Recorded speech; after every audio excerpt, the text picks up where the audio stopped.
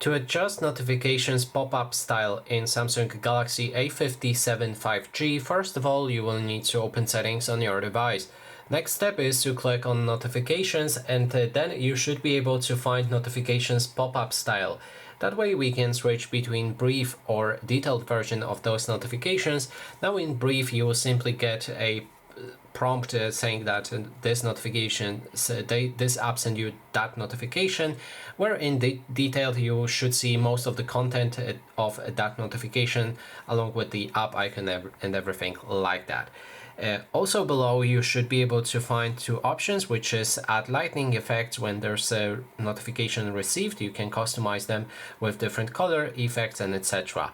And lastly, there's the show brief pop-up even while screen is off, which will work when your phone is turned off. That means locked, actually not entirely powered off. And that is basically everything. Thanks so much for watching.